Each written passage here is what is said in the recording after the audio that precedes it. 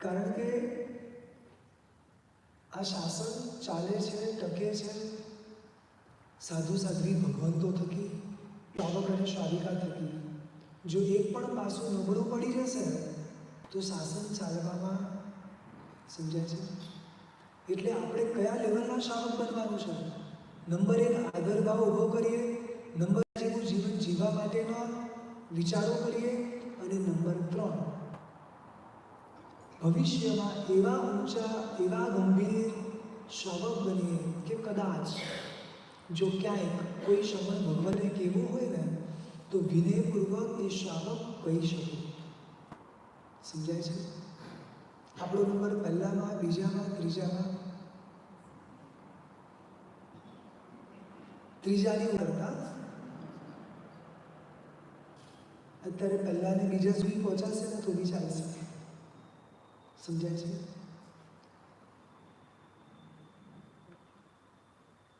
કલ્પ અર્થ છે આચાર. કલ્પ શબ્દનો અર્થ શું છે? આચાર. એટલે કે આપણી ક્રિયાઓ, આપણા વ્યવહારો, આપણા વિચારો. 10 પ્રકારે છે. હું ખાલી શોર્ટમાં તમને બતાડું છું સમજવા માટે. 1 થી લઈને 24 તીર્થંકર છે, બરોબર? અને દરેક કાળક્રમે ભરત અને ઐરાવતની અંદર 24 તીર્થંકરોની સિક્વન્સ ચાલતી હોય છે. 24 આવ્યા, પાછા એક સમય આવશે, 24 આવશે, પાછો એક સમય આવશે, 24 આવશે. 24 જ આવવાના છે. મહામની ક્ષેત્ર માટેના વ્યવહારો એનું બધું જ જુદું છે. ત્યાં આગળ માટે તીર્થંકર રેવાના એટલે ત્યાં આગળ 24 તીર્થંકરની સિસ્ટમ નથી. અત્યારે હું તમને જે વાત કરવાનો છું એ ક્ષેત્રને અપેક્ષિત નથી. ખાસ આ પહેલાં યાદ રાખજો. હવે જે વાત કરું ભરત ક્ષેત્ર અને ઐરાવત ક્ષેત્ર. આપણે એક સૂત્ર બોલીએ છીએ, ખબર છે? જાબંત કે વિસાવ ભરય રવય ભરત, ઐરાવત અને મહાવિદેવ. તો આ ભરત, ઐરાવત અને મહાવિદેવ આ 3 ક્ષેત્ર અને 3માના 2 ક્ષેત્રની આજે પહેલાં વાત કરવી છે. ભરત અને ઐરાવતની અંદર પહેલા, બીજા, ત્રીજા આ 3 આરામાં મોટા ભાગે યુગલિકો હોય. યુગલિક એટલે આપણી ભાષામાં ટ્વિન્સ. સાથે જન્મે, સાથે મરે, ભાઈ બહેન હોય. જન્મે ને 7 વીકમાં મોટા થઈ જાય. કેટલા વીકમાં? 7માં મોટા થઈ જાય. અને એની પછી એ 2 ભાઈ બહેનો જ પતિ પત્ની તરીકેના વ્યવહાર કરે. પછી એ 2નું આયુષ્ય હોય અને એમનું આયુષ્ય જ્યારે 7 વીકનું બાકી હોય ને ત્યારે એ પણ એક ટ્વિન્સ બોર્ન કરે. 7 વીકમાં એ ટ્વિન્સ યોગ્ય થઈ જાય અને આનો કાળ કરી જાય. આ વ્યવહારો ચાલતા જાય. તે કાળ પ્રમાણે આયુષ્ય, હાઈટ ઘણું જ ઊંચું હોય. સરળ ભાષામાં કહું તો અપ્રોક્સ તમને સમજાવું છું. 3 ગાઉ એટલે અપ્રોક્સ તમને કહું, આપણે ખબર 6 ગાઉની ચાલીએ. 1 ગાઉ એટલે 3 કિલોમીટર. કેટલા? હવે 3 ગાઉ એટલે હાઈટ સમજાય છે તમને? પર્વતની હાઈટ નથી કહેતો. કોની હાઈટ કહું છું? યુગલિકોની આટલી હાઈટ. જેમ જેમ સમય જાય બધું વધતું જાય. બીજામાં ઓછું, ત્રીજામાં ઓર ઓછું. ત્રીજાના અંતમાં પ્રથમ તીર્થંકરનો જન્મ. અને તીર્થંકરના જન્મ બાદ એમના પણ જન્મ તરીકે જ થાય. સમય જાય અને પછી એ દીક્ષા લે, પછી ધર્મની સ્થાપના થાય અને પછી બધા વ્યવહારો શરૂ. આવી રીતે આપણે ત્યાં 24 તીર્થંકરની શરૂઆત થાય છે. 4થો વારો આખો તીર્થંકર મળી જાય. 5મો અને 6થો વારો આપણા જેવો. 5મો આપણા જેવો, 6થો એનાથી પણ વધારે ફાસ્ટ. બરોબર છે? હવે વાત કરીએ આપણે 24. પહેલા આરાના જે સાધુ છે, ભગવાનને ઘણાના મગજમાં અમુક આ શબ્દો હોય છે. પહેલા આરાના સાધુ, બીજાથી 23 કરના સાધુ અને છેલ્લા તીર્થંકરના સાધુ. 3 કેટેગરી આપી. કેટલી? 3. એક પહેલાના, એક છેલ્લાના અને એક, બરોબર? આટલું સંભળાય છે? તમને સંભળાય છે? બધાને સંભળાય છે? 3 વિભાગ પાડ્યા છે, ફર્સ્ટ, લાસ્ટ અને વચ્ચે. હવે આ 3ને ખાલી સરળ ભાષામાં સમજવું છે કે ત્રણેયના સાધુના વ્યવહારો, વિચારો, આચારો કેવા હોય. તો સૌથી પહેલા સ્વભાવની વાત કરીએ. 2 થી લઈને 23માં એટલે કે ટોટલ 22 એમના કેવા હોય તો કે રુજુ અને સરળ, એટલે કે એકદમ રુજુ ને પ્રાજ્ઞ. એ જીવો એકદમ સરળ હોય. પહેલાં થોડો પ્રયાસ કરવો પડે પણ આમ સરળ હોય. અને છેલ્લામાં વક્ર અને નથી સંભળાતું. વક્ર કોનામાં? છેલ્લા. હવે એક દાખલો આપું છું, એની પછી ખાલી નક્કી કરજો કે તમે પહેલા આરાના શાસનના કાળમાં છો, બીજાથી 23 કે છેલ્લામાં છો. બરોબર છે? દાખલો આપીને આપણે સમજી લઈએ. એક શ્રવણ ભગવાન છે, બારે જાય છે પધરવા માટે. આવતા વાર લાગી. આચાર્ય ભગવાન પૂછે છે કે કેમ વાર લાગી? શ્રવણ ભગવંતે કીધું કે એક સરસ મજાનો નટડીનો ખેલ ચાલતો હતો, નર નટડીનો. એ જોવા માટે અમે ઊભા રહી ગયા. એટલે ગુરુએ કીધું કે આ બધું આપણાથી જોવાય નહીં. શિષ્યએ કીધું બરોબર છે. પછી હજારો વાર એની સામે નટ કરતા, નટડીના એના કરતાં પણ વધારે નિમિત્ત આવ્યા, છતાં પણ એણે એ વસ્તુ કરી. આ કેવું કે એક વાર સમજાવે ને પછી એને વધારે સમજાવવાની જરૂર પડે નહીં. એટલે આ કયા 2 થી લઈને ફરી આવો જ એક નાનકડો દાખલો, આ બધા સમજવા માટેનો દાખલો છે, ખાસ ધ્યાન રાખજો. શ્રવણ ભગવાન ગયા, એક નટનો ખેલ ચાલુ હતો. ગુરુ ભગવંતે પૂછ્યું કેમ લેટ થયું? કઈ કારણ હતું? ગુરુએ કીધું કે આ વસ્તુ આપણે ના જોવાય. કે પછી પાછા બીજી વાર લેટ થયા. પાછું પૂછ્યું કેમ લેટ થયા? નટડીનો ખેલ ચાલુ હતો. આપણે નટ ન જોવાય તો નટડી બી ના જોવાય. સ્વીકારી પણ લીધું. આ કયા? બરોબર. અને હવે જે વાત કરું છું ને, પહેલી વાર ગયા, નટ ચાલતો હતો. ગુરુએ કીધું કે આપણે ના જોવાય, ભલે. બીજી વાર ગયા, નટડીનો ખેલ ચાલતો હતો. ગુરુએ ઠપકો આપ્યો કે તમને ના પાડી હતી નટની, તો કેમ નટડી જોયું? નટડીનો વધારે રાગનું કારણ છે. જો પહેલાવાળાએ સ્વીકારી લીધું, બરોબર ને? ભૂલ એણે 2 જગ્યાએ કરી હતી, પણ સ્વીકારી. આજે છેલ્લા વાળો છો ને,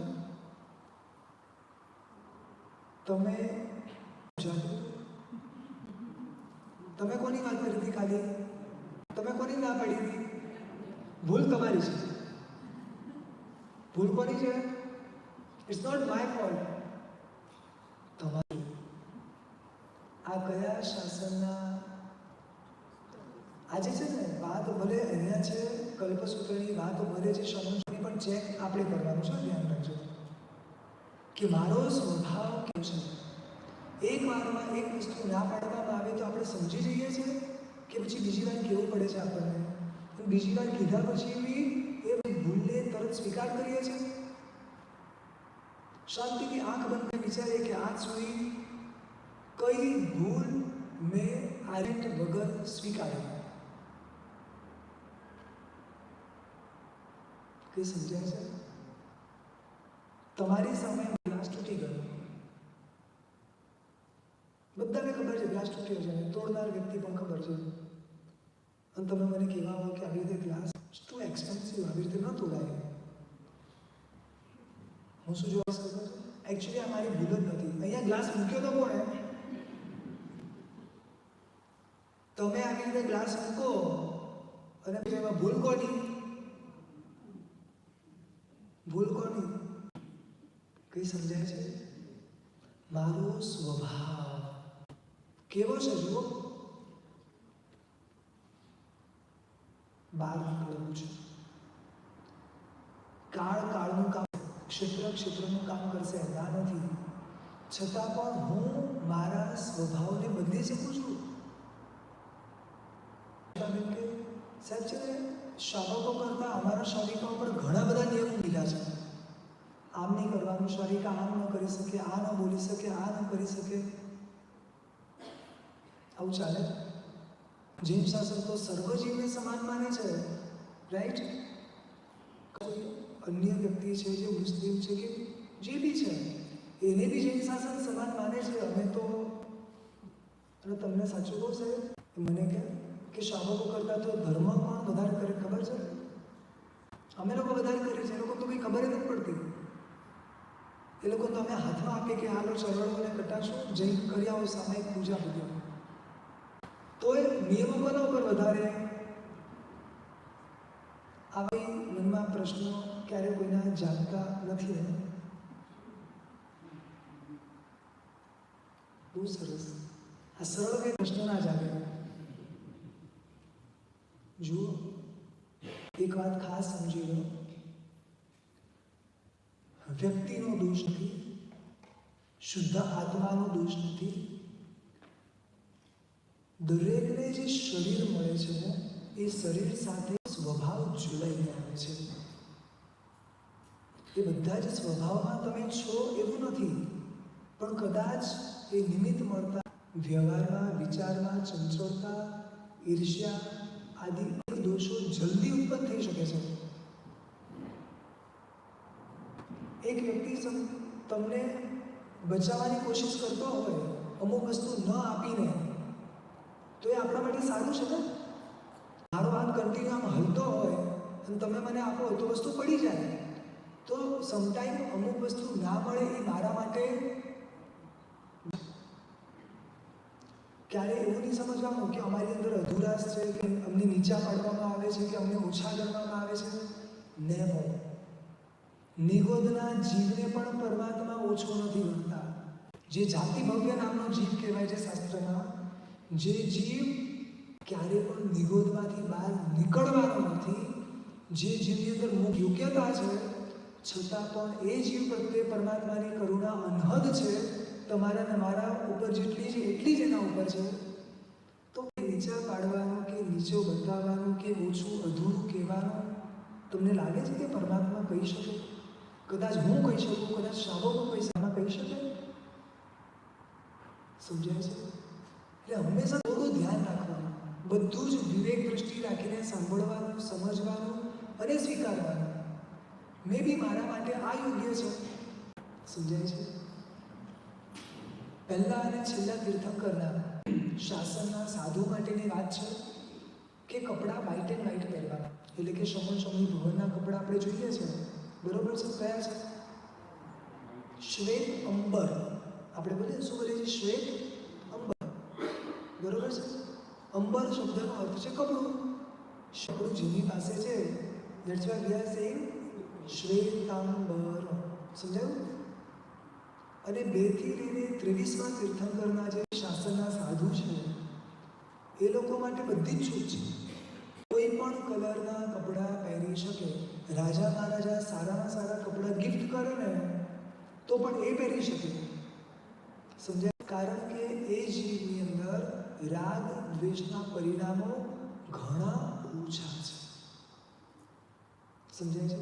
સાધુ ભગવાન જે આખો સંસાર છોડીને બેઠા છે, આપણા શ્રમણ અને શ્રમણી ભગવંતો આખો સંસાર છોડીને બેઠા છે, અને એના માટેનો જો આવો નિયમ હોય કે એમણે કેવા કપડાં પહેરવા? શ્વેત. તો સાધુ ભગવાન કરતાં મારું જીવન ઊંચું છે?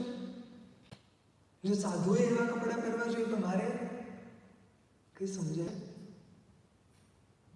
એટલે તમે 2 થી લઈને 23માં તો કોઈ નથી ને?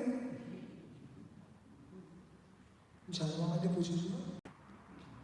કોઈ 2 થી 23ના તીર્થંકરના શાસનમાં તો નથી ને? કારણ કે એ લોકો માટે બધી જ છૂટ છે. કારણ કે પ્રભુએ જોયું છે કે એ જીવોની અંદર પરિણતિ થવાની શક્યતાઓ ઘણી ઓછી છે. નથી એવું નથી, ઘણી ઓછી છે. અને આ કાળમાં વસ્ત્ર વગેરે, વર્ણ વગેરે આપણા રાગ દ્વેષ વધારવાનું સૌથી મોટું કારણ છે. શાંતિથી ચેક કરજો કે ખરેખર આવું છે કે નહીં. સમજાય છે? શક્ય હોય ત્યાં સુધી સામાયિકની અંદર સાદામાં સાદા કપડાં પહેરીને સામાયિક કરો. એ કોની ક્રિયા છે? સાધુ જેવા બનવાની. રાઈટ? હવે હું સારામાં સારું પહેરીને સામાયિક કરું તો તમને મને રાગદ્વેષ નહીં થાય? થવાની શક્યતા વધારે છે.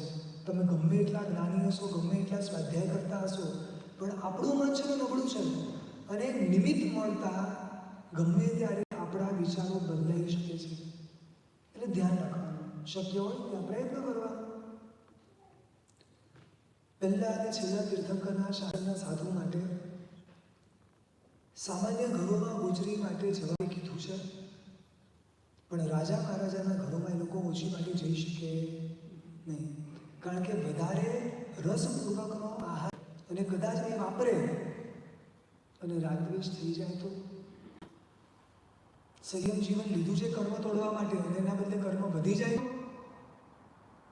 અને 2 થી લઈને 23માં બધી છૂટ છે. સમજાય? આ વસ્તુ આપણા માટે પણ સમજી લે. થોડું હજી એક સ્ટેપ આગળ. 2 થી 23માં તીર્થંકરના શાસ્ત્રના સાધુ ક્યારે પણ રોજ સવાર સાંજ 2 ટાઈમ પ્રતિક્રમણ કરતા નથી. શું બોલું છું?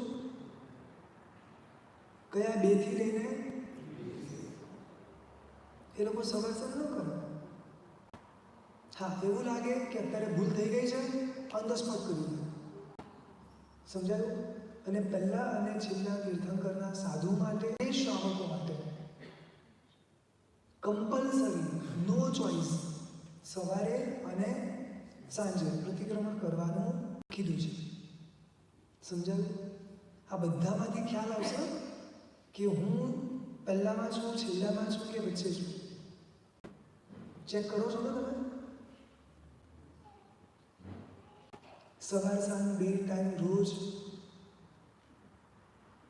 કોના માટે છે? પહેલા અને બરોબર. જે 4 મહિના કરતા હોય, 1.5 મહિનો કરતા હોય, 8 દિવસ કરતા હોય, 17 કરતા હોય, જો આ કરવું જોઈએ એના માટે સમજાવું છું. ભલે ન થઈ શકે એ અલગ વસ્તુ છે, પણ માન્યતા ક્લિયર હોવી જોઈએ. ખબર હોવી જોઈએ કે જો આવું શ્રાવક જીવન છે, પરમાત્માએ આવું શ્રાવક જીવન બતાવ્યું છે, જ્યારે થશે ત્યારે હું ટ્રાય કરીશ. મનમાં વિચાર રાખીશ કે પરમાત્મા એવો પણ સમય આપજે કે સવાર સાંજ આ કરી શકું. અને ખરેખર આ વસ્તુ તમને કહું, આપણા વડીલો, તમે માર્ક કરજો, આપણા મમ્મી, આપણા દાદી, એવરી સિંગલ સવાર સાંજ એ લોકો પ્રતિક્રમણ કરતા.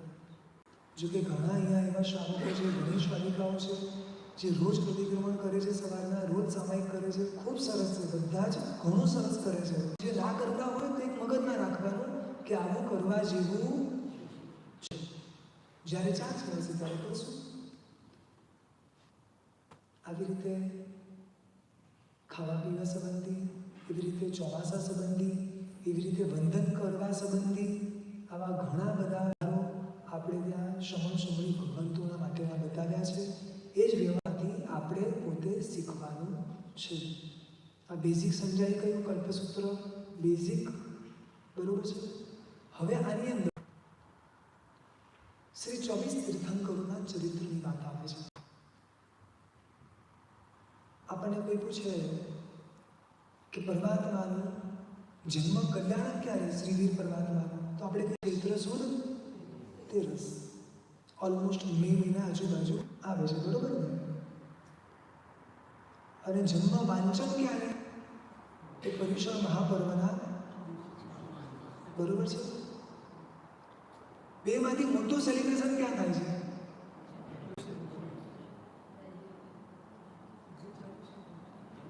વાંચનમાં કે કલ્યાણકમાં?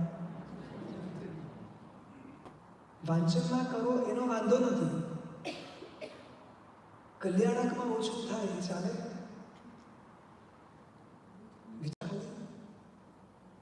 વિચારજો. છે એટલે ખાલી કહું છું, જે તીર્થંકરના સાનિધ્યમાં આપણે આરાધના કરતા હોઈએ ને એના પાંચેય કલ્યાણકો આપણે સારા રીતે સેલિબ્રેટ કરવા જોઈએ. એના પાંચેય કલ્યાણકો જ્યારે ત્યારે દુનિયામાં ગમે ત્યાં હોઈએ આપણે અહીંયા આવી જવાનું. આ કાયમ માટે યાદ રાખજો. તમે જે પરમાત્માને માનતા હો, નથી કહેતો શ્રી કાશનાથ દાદાની વાત નથી કરતો, તમને જે પરમાત્મા પ્રત્યે વિશેષ ભક્તિ હોય, તમને જેના પ્રત્યે વધારે લગાવ હોય, ઋણાનુબંધ જેની સાથે વધારે જોડાયા હોય, તમારા ભાવ વિશેષ વૃદ્ધિને પામતા હોય, એ પરમાત્માના પાંચેય કલ્યાણો આપણે સેલિબ્રેટ કરવાના. હવે જો પરમાત્માનું જન્મ વાંચન આપણે વધારે સેલિબ્રેટ કરીએ છીએ. કેમ એ જન્મ વાંચન સેલિબ્રેટ કરવાનું શરૂ કેમ થયું, કેવી રીતે થયું, હવે એ સમજાવું છું. આ જન્મ વાંચન તરીકે હતું જ નહીં. હવે કઈ રીતે થયું એ સમજાવું છું કે મેં પહેલાં જ વાત કરી કે આ ગ્રંથ ખાલી સમક્ષમણી ભગવંત એકબીજાને એટલે આચાર્ય ભગવંત એમના શિષ્યોને કહેતા. સમય જતાં બાજુમાં આનંદનગર નામનું એક ગામ હતું. ત્યાં આગળ એક રાજાના દીકરા કાળ કરી જાય છે. હવે રાજા થોડો ડિપ્રેસમાં હોય, દુઃખમાં હોય તો આખી પ્રજા પછી રીતે ધર્મ ના જ કરી શકે, એને સેલિબ્રેટ કરવું હોય, કંઈ બી કરવું તો ના કરી શકે. પરીક્ષા મહાપર્વ આવતા હતા, આરાધનાના દિવસો નજીક છે. સંઘ ચિંતામાં પડ્યો કે આવી રીતે થશે તો આપણે બધા મહાપર્વની શું કઈ રીતે. એટલે આચાર્ય ભગવંતને વિનંતી કરી અને એ દિવસથી સૌથી પહેલી વાર શ્રી કલ્પસૂત્ર એટલે કે હમણાં જે વાતો કરી તે અને હવે જે વાતો આવશે તે આ બધી જ વાતો શ્રી સંઘ સમક્ષ સૌથી પહેલી વાર વાંચવાનું શરૂ થયું. અને આ વાંચન સવારે બપોરે એવી રીતે વાંચના શરૂ થયું. અને આ વાંચનની અંદર રાજા આવતા ગયા, રાજાનો શોક દૂર થતો ગયો અને એના કારણે બધા શ્રાવકોની આરાધનાઓ સરળ બનતી ગઈ. સમજાય છે? અને હવે એ 24 તીર્થંકરના ચરિત્રનું જે થાય છે તેમાં સર્વપ્રથમ આપણા નજીકના શ્રી પરમાત્માનું ચરિત્ર, સૌથી વધારે ભાવ એમના, સૌથી વધારે શીખવાનું જેની અંદરથી એવા શ્રીધીર પરમાત્માનું ચરિત્ર શરૂ કરે છે. અને પછી પ્રજાને એટલું ઊંડાણથી સમજાવે છે, એટલા અહોભાવપૂર્વક સમજાવે છે કે ભલે એ સમયે આચાર્ય ભગવંતે કર્મનું ખાલી વાંચન, એ સમયે કર્યું ખાલી જન્મનું, પણ ઉજવણી અને આનંદ ઉત્સાહ કેવો થઈ ગયો જાણે આજે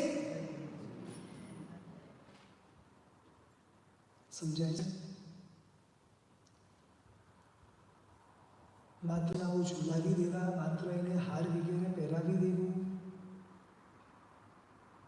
આ ઉજવણી છે, નથી એવું નથી, પરંતુ એના કરતાં એક સ્ટેપ આગળ વધી એ દરેકે દરેક સ્વપ્નને પોતાની અંદર ઉતારવાની કોશિશ કરી. એ દરેક સ્વપ્નની પાછળના રહેલા અનેક રહસ્યને સમજીને એમાંથી ઘણું બધું જે શીખવાનું છે એ જીવનમાં આચરણ કરીને સાચા કલ્યાણકની ઉજવણીનો એક ભાગ બનીએ. કરવું છે? સમજાય છે? એ શ્રમણ ભક્તે એ રીતે જબરદસ્ત માહોલ ઊભો કર્યો અને એની પછી પરંપરાની અંદર આ પરંપરા ચાલતી ગઈ.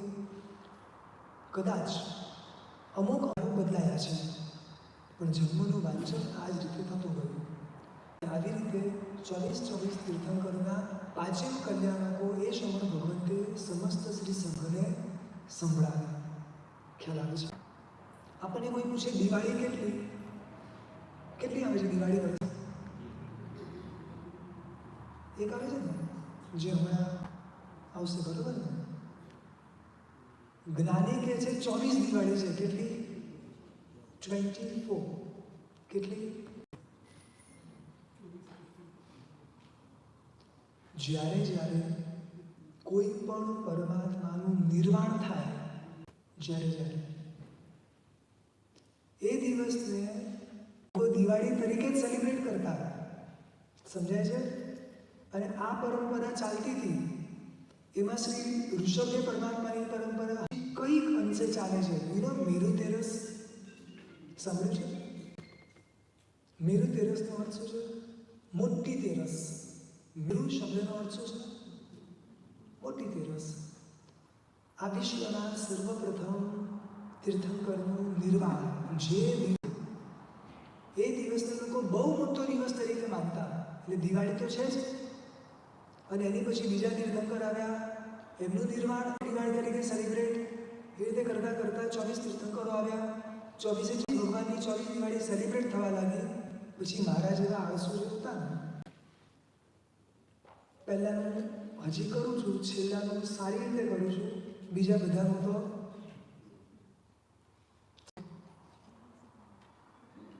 કોઈ કરે છે 24 દિવાળી? કોઈ છે 24 દિવાળી સેલિબ્રેટ કરે છે? સારું, મને એમ લાગે હું એકલો જ છું ખાલી. સમજાય છે કેટલું મહત્વ એક કલ્યાણકોનું પૂર્વકાળમાં હતું. ઘણા સાધુકાઓ આજે પણ સરસ મજાના કલ્યાણકોની ઉજવણી કરે છે, કલ્યાણકો તપ કરે છે. તપ ક્યાંક લિમિટ આવશે, આરાધનાની ક્યાંક લિમિટ આવશે, પણ આ કલ્યાણકોની ઉજવણી એ કરવી જોઈએ. જશો પણ સવિશેષ કરજો. તપથી થાય, ક્રિયાથી થાય, શુભ ભાવથી થાય, જે રીતે થાય રીતે. હવે કલ્પસૂત્રની અંદર સર્વપ્રથમ 10 અછેરા બતાવે છે. 10 એવી વાતો જેને આશ્ચર્ય કહેવાય છે, જે બનવાનું હોય ને કદાચ બની જાય. 10માંથી 5 અછેરા શ્રી વીર પરમાત્માના શાસનમાં થયા છે, અને 5 અછેરા એની પૂર્વે થયા છે. શ્રી ઋષભદેવ પરમાત્માના શાસનમાં ઉત્કૃષ્ટ એટલે એક જ સમયે ઉત્કૃષ્ટ અવગાહનાવાળા 108 મોક્ષમાં ગયા. આવું કોઈ કાળે બન્યું નથી. મોક્ષમાં જાય પણ એક જ સમયે 108 અને એવી સેમ, આવું બન્યું નથી. આ પણ એક પ્રકારનું આશ્ચર્ય છે. સમય એવો આવ્યો જ્યારે સાધુઓની સંખ્યાઓ ઘણી ઘટી ગઈ, અને યતિઓ બ્રાહ્મણ એ સાધુ તરીકે પૂજાયા. કારણ કે ન હોય એના કરતાં કામ મામો સારો. એ લોકો ઘોડા ઉપર આવતા, પુષ્કાન જોઈએ છે, પૈસા દેતા. મે બી એમનો વ્યવહાર હતો, મે બી એમની વ્યવસ્થા હતી, પણ આવો એક સમય આવ્યો હતો. એની પછી ક્યારે પણ યુગલિક નરકમાં ન જાય. ફિક્સ છે, યુગલિક મને ક્યાં જાય? દેવલોકમાં. વિચાર નહીં કરતા યુગલિક બનવાનો. હા, મને એક શરીર કે સાહેબ અહીંયાથી હું ક્યાં જઈશ ખબર નથી, બેટર નહીં કે અહીંથી યુગલિકમાં જાઉં તો ફિક્સ તો ખરી કે યુગલિક બની જશે દેવલોકમાં. પણ પછી ખબર છે કે દેવ બનીને ક્યાં જશે? દેવમાં ગઈ સંકિતી સિવાયના મોટા ભાગના 99.99% 3 જગ્યાએ જાય છે. તમને ચોઈસ આપું છું, અગર વિચાર આવતો હોય તો. નંબર 1, આજે જોયો ને બધા જે ધંધો કરો છો ને, જેટલા પણ પૃથ્વી કાયના જેમ્સ છે, અલગ અલગ સોનું, ચાંદી, ઓલ ટાઈપ્સ ઓફ જેમ્સ, એની અંદર ઉત્પત્તિ થવાની પૂરેપૂરી શક્યતા. જો એટલે તો જેમ્સના આટલા બધા ભાવ છે, દેવલોકમાંથી આવેલા હોય. તમારી વેલ્યુ અહીંયા ઘણી હશે આવશો તો. નંબર, પાણીના જીવ તરીકે અથવા પાણીમાં જીવ તરીકે. સમજાય છે? તમારા ને મારે ત્યાં તો કોઈ ગાર્ડનો ને સ્વિમિંગ પૂલ ને આવા બધા બરફ ને વરસાદ બહુ ઓછો. સમજાય છે? દેવલોકમાં મોટા સ્વિમિંગ પૂલ છે. આ બધું ભૂલી જઈએ આપણે. ખ્યાલ આવે છે? અહીંયા જે વાર્તાવરણ છે આના કરતાં કઈ ઘણું સારું કે આ વાર્તા. ઘણા દેવતાઓ એમાં આસક્ત છે, એમાં રાગમાં ડૂબેલા છે. જો એના રાગમાં ડૂબેલા હોય તો મરીને એ પાણી તરીકે જન્મ પામ્યતા ખૂબ જ છે. અને નંબર 3, મોટા મોટા ત્યાં ગાર્ડન્સ છે, ફરવાનો શોખ હોય છે ને ઘણો, બરોબર? એટલે બધા મરીને એઝ અ ઝાડ બધા, પછી સરસ મજાના ફ્લાવર તરીકે પણ જન્મે, સરસ મજાના ડાળ તરીકે, પાંદડા તરીકે, તમારી ચોઈસ જે કરવું હોય. દેવતાઓ મરીને ક્યાં જન્મે? પૃથ્વી, પાણી અને વનસ્પતિ. વધારે આમાં જન્મ પામવાની શક્યતા છે. સમકીતી હું જીવો હોય એ કદાચ મનુષ્યમાં જન્મે, બાકી એ સિવાયના બધા આ 3 જગ્યાએ પૃથ્વી, પાણી અને વનસ્પતિ જન્મ પામવાની શક્યતા પ્રાયોરિટી બહુ જ વધારે છે. સમજાયું? તો અહીંયા હવે 24 તીર્થંકરોના ચરિત્રમાં સૌથી પહેલાં શ્રી ઋષભદેવ ભગવાનના સમયમાં વાત કરી. બીજા નંબરમાં બ્રાહ્મણો એટલે કે અસંયતીઓ સંયતીની જેમ પૂજાયા. ત્રીજા નંબરમાં યુગીઓ જે મરીને નરકમાં જાય છે. હવે આ વાતને હું થોડું ડિટેલમાં તમને પાછળ ગમે ત્યારે સ્ટોરીમાં સમજાવીશ, પણ આવું ક્યારેય બને નહીં અને બની જાય છે. ચોથા, શ્રી મદિરા પરમાત્માના શાસનમાં બનેલો પ્રસંગ સ્ત્રી તીર્થંકરે આવ્યા. સમજાય છે? જો અહીંયા પાછો એક પ્રશ્ન આવશે કે અમે શું ગુનો કર્યો? તમે કોઈ ગુનો નથી કર્યો. તમને ખબર છે સીતાજી ક્યાં છે અત્યારે? સીતા 12મા દેવલોકમાં છે. તમે પુરુષના ફોર્મમાં આવીને જઈ શકો છો, ક્યાંય એવું છે જ નહીં. અત્યારે આ કાળમાં, આ દેશમાં, આ ભવમાં, આ દેશ સાથે ન થાય, બસ એટલું છે. શ્રી મદિરા પરમાત્મા સ્ત્રી તરીકે આવ્યા. બહુ મોટું આશ્ચર્ય છે, જ્યાં સુધી ક્યારે બન્યું નથી. 5મા નંબરમાં શ્રી નેમિરા પરમાત્માના શાસનમાં બનેલો એક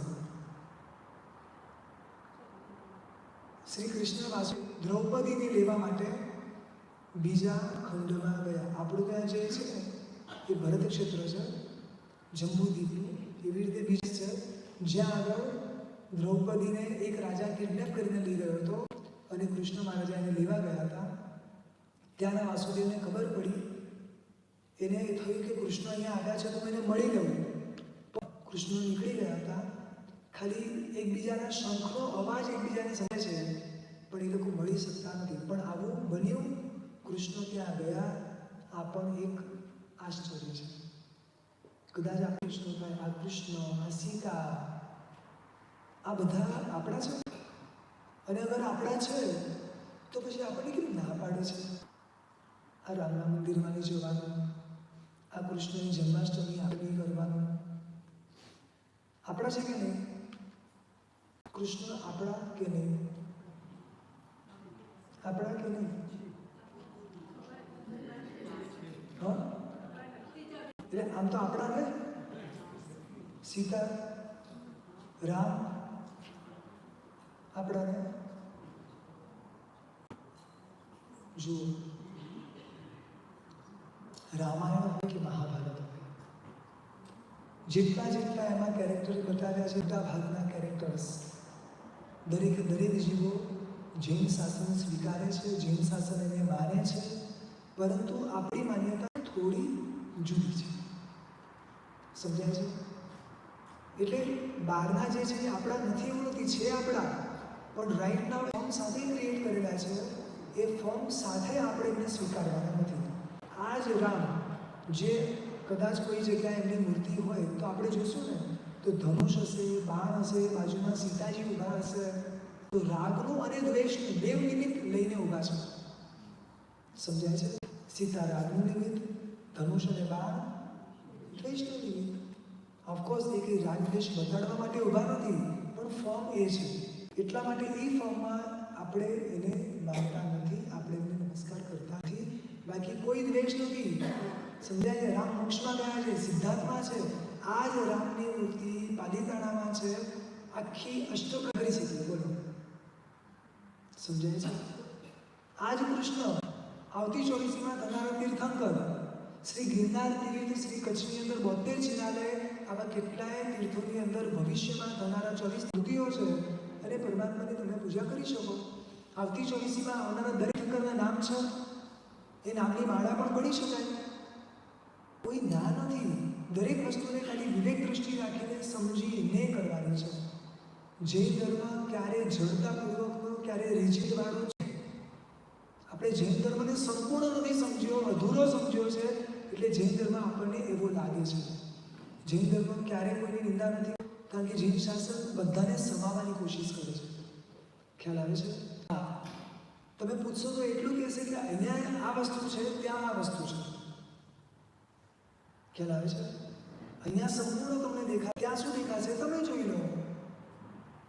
પરંતુ આવી રીતે અન્ય ધર્મને અન્ય ધર્મ રીતે આપણે માનવાની જરૂર નથી. પણ આ જ વસ્તુને, આ જ વ્યક્તિને આપણી રીતે માનવામાં, સાધના કરવામાં કોઈ વાંધો નથી. આટલું ખાસ રાખજો.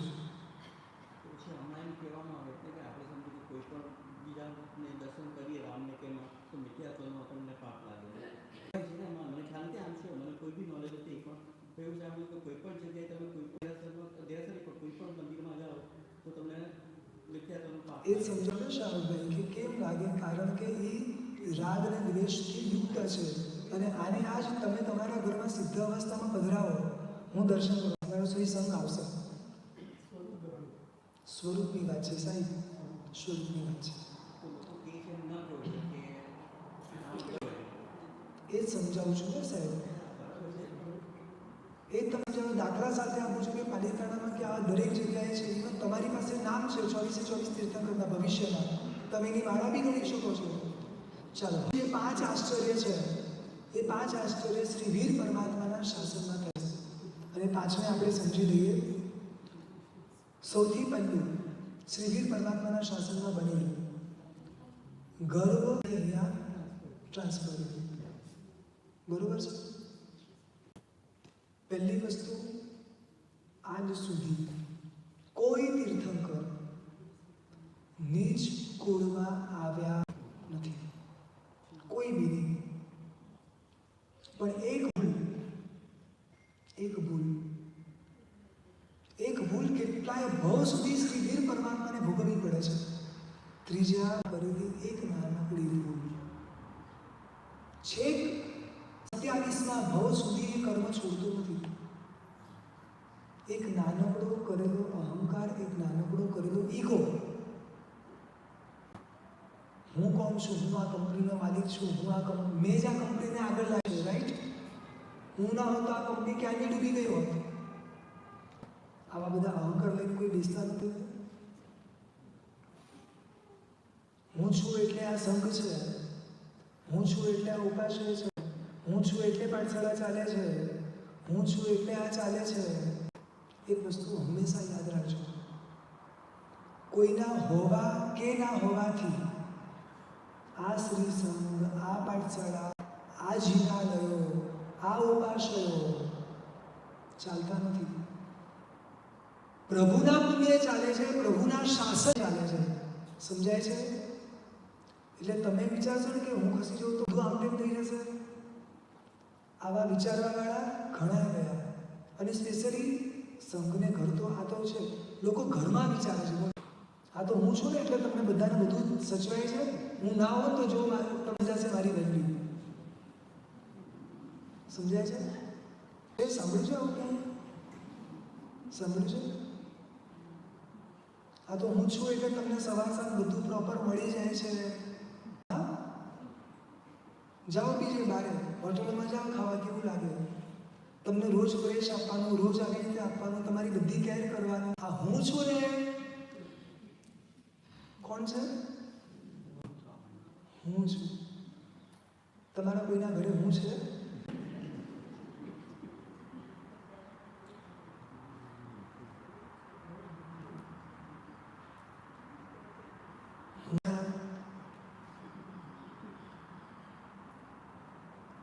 એક નાનકડી વાત સાંભળેલી છે, સાચી છે ખોટી છે ખબર સમજવાની છે, એટલે કહું છું.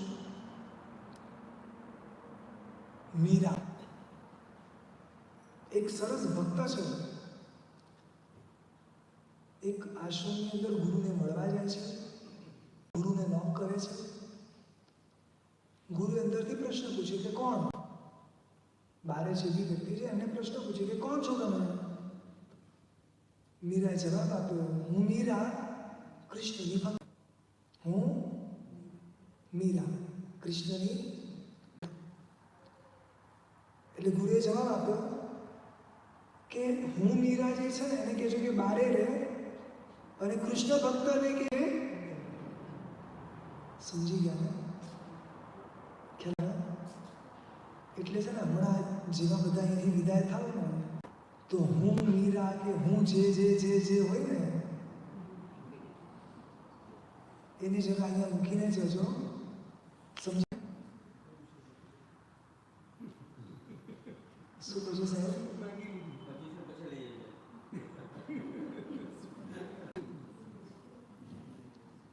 જો અઘરું છે.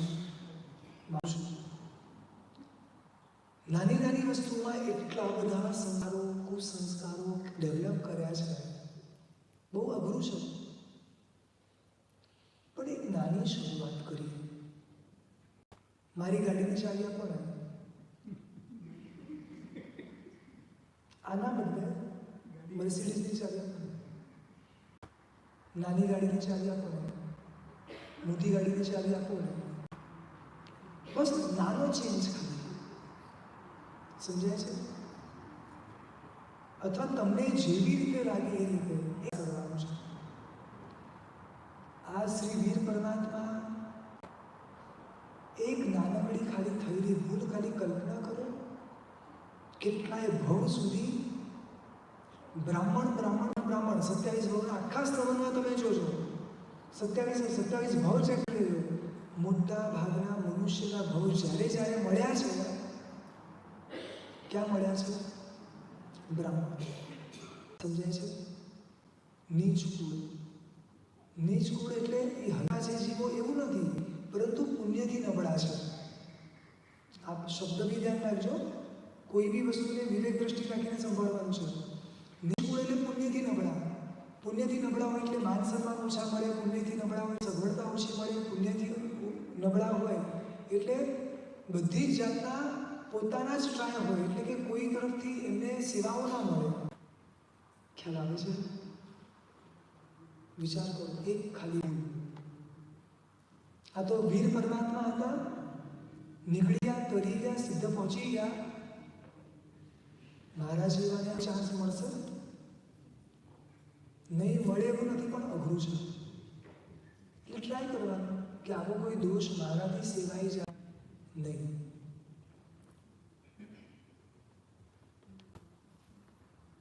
એકચ્યુઅલી છે ને એક અક્ષરાઓની અંદર ઘણી બધી વાતો મારે કહી છે. 27 ભવોમાંથી પણ ઘણું બધું શીખવાનું છે, ઘણું બધું કેવું છે. પછી ટાઈમ છે ને કોઈ એને સ્ટોપ નથી કરતું. કોઈ સેલ કાઢી નાખે ને. શ્રી વીર પરમાત્માના જીવનમાંથી શીખવાની અનેક એ આપણે આવતીકાલે જોઈશું. વિશેષ આખું એક ભવ. અત્યારે થોડા આગળ વધીએ છીએ. ચમરેન્દ્રનું ઉત્પાદ એટલે શું છે? સિમ્પલમાં આ એક પ્રકારનો દેવ છે. દરેક દેવલોક છે, 1, 2, 3 આવી રીતે ઘણા બધા દેવો છે. દરેકના ઇન્દ્ર છે, દરેકના પોતપોતાના સ્વામી હોય બધા. એમાં એક પ્રસંગ એવો બને છે, એમાં બેઠો છે, ઉપર જોવે છે અવધિનાથી પાવર. અવધિનાન one type of power. He can see little ઉપર બી, નીચે બી, પાસ્ટ, પ્રેઝન્ટ, ફ્યુચર ઓલ્સો, થોડું. તે દેવનો પગ પોતાના એક્ઝેક્ટ માથા ઉપર છે. હવે આપણે આપણા ફ્લેટમાં બેઠા હોઈએ અને અજાણથી જોઈએ તો કોઈ તો આપણી ઉપર બેઠું જ હોય ને, પણ એને ના ગમ્યું, ક્યાંક ઈગો નડ્યો અને આમાં યુદ્ધ કરવા જાય છે. પણ એ ટાઈમે રિયલાઇઝ ન થયું કે મારા કરતાં ઉપરવાળાનો તો પાવર. પછી રિયલાઇઝ થયું એટલે પછી પરમાત્માના ઘરમાં જાય છે. અને કદાચ એ જ એના બચવાનું કારણ હતું. બાકી હેરાન થાત. મૃત્યુ તો દરેકના સમયે આવે છે, પરંતુ હેરાન ચોક્કસ થાય. તો આવું પણ કોઈ કાળે બને નહીં, અને બની ગયું એ પણ એક પ્રકારનું અછીવું છે. આગળ વધીને દેશના નિષ્ફળ જવી. પરમાત્માની દેશના નિષ્ફળ જવી. એકચ્યુઅલી છે ને આ શબ્દ હું થોડો અલગ રીતે બોલી રહ્યો છું. પરમાત્માની પરમાત્માની દેશતાને સ્વીકારવામાં આપણે નિષ્ફળ ગયા. શું બોલું છું? એકચ્યુઅલી પરમાત્માનું તો પુણ્ય અજબ ગજબનું છે, પરમાત્માની શક્તિ તો અનંતી છે, પરંતુ કદાચ એ સમયે આપણી ક્યાંક કોઈની યોગ્યતા નહીં જાગી, ત્યારે કોઈ જીવ એ સમયે દીક્ષા લેવા તૈયાર થયું નહીં. ફર્સ્ટ ટાઈમ એવું બન્યું કે પરમાત્માએ દેશતા આપી અને કોઈ વ્રત નિયમ પચકા લેવા તૈયાર થયું નહીં. બને આવું અનંતકાળે આવા બધા પ્રસંગો. ખાલી વિચાર કરવા જેવો છે કે જસ્ટ કહેવાનું થયું છે 12.5 વર્ષ સુધી પરમાત્મા ઊભા રહ્યા છે, બેઠા બી નથી, સૂતા બી. સમજાય છે? ખાલી એક અંતર્મુખ જેટલું નાનું ઝોકું આવી ગયું છે, એ બી ઉપસર્ગોના થાક વિવેકના કારણે. બાકી 12.5 વર્ષમાં કોઈ માણસ બેસે નહીં, કલ્પના તો કરો. સમજાય છે? આપણે તો 12 કલાકમાં 2 વાર ઊંઘીએ અને 12.5 વર્ષની અંદર 349 કેટલા આટલા દિવસ જ ખાલી વાપર્યું છે. વાપર્યું એટલે મહારાજે કહ્યું એક જ ટાઈમ હોય. અત્યારે આપણે બધાના એકાશના ચાલુ છે, ઘણા બધાના એકાશના તમે જોયું વાપરશે એક જ ટાઈમ, પણ 3 ટાઈમનું ભેગું. સમટાઈમ મને કન્ફ્યુઝન થાય કે આ શું કેવું કે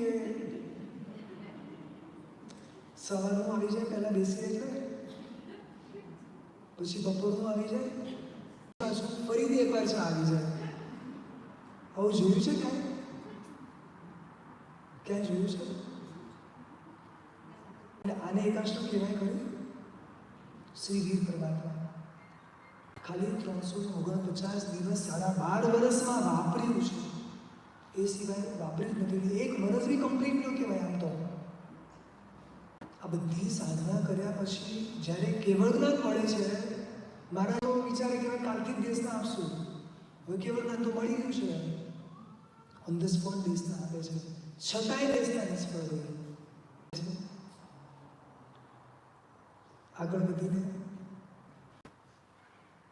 શ્રી ચંદન બાળાજી અને મૃગાવતીજીને કેવળ જ્ઞાનનું નિમિત્ત જે બન્યું છે એ આ 9મા નંબરનું જ છે.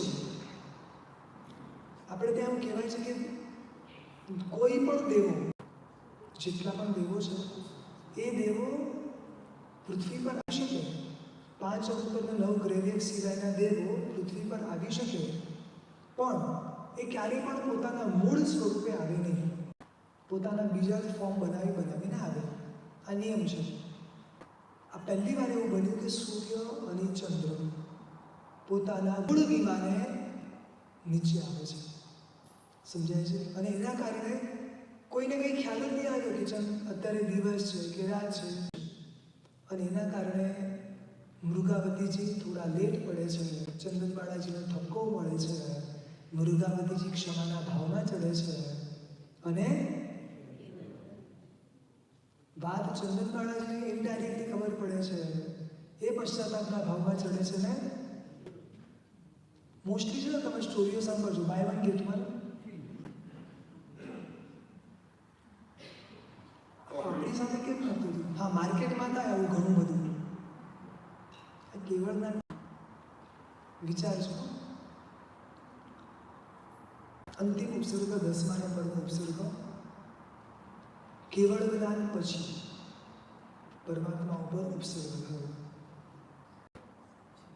6 મહિના સુધી કેટલા લોહીના ઝાડા ઉલટી રહ્યા છે. આપણે એક સેશન કર્યું હતું સ્વીકાર ભાવ, કોઈને ખ્યાલ છે? કર્મ ક્યાં સુધી સહન કરવા, આ એક પ્રશ્નનો જવાબ આપ્યો તો યાદ છે? ક્યાં સુધી? એ પ્રશ્નને હજી હોલ્ડ ઉપર રાખજો, એ જવાબને. કારણ કે અહીંયા શું આવ્યું ખબર છે? કેવળ જ્ઞાન પછીથી ઉપસર્ગ આવ્યો. એટલે જો આમ તો પોસિબલ છે કે કેવળ જ્ઞાન સુધી જ તમને આવશે ઉપસર્ગ, પણ પાછું કોઈ અનંતકાળે તમારી જોડે અછેરી બની જાય તો નવાઈ એટલે પછી એ ટાઈમે એમ નહીં કહેતા કે સરે કીધું કે ખાલી કેવળ જ્ઞાન સુધી આવ્યા. આવા બી અછેરા બની નથી અવાજ આવતો. આવા બી અછેરા શ્રી વીર પરમાત્માના જીવનમાં આવું બન્યું છે. આ અંતિમ 5 અછેરા શ્રી વીર પરમાત્માના શાળા છે અને આ બધી વાતો શાસ્ત્રમાં બતાવી છે, શ્રી સૂત્રમાં બતાવી છે. આવતીકાલે શ્રી વીર પરમાત્માના 27 ભાવ અને એમાંથી શીખવાની એક વાતો અદ્ભુત વાતો છે. ખાલી ભવો નથી સાંભળવાના, ખાલી સ્ટોરી નથી સાંભળવાની.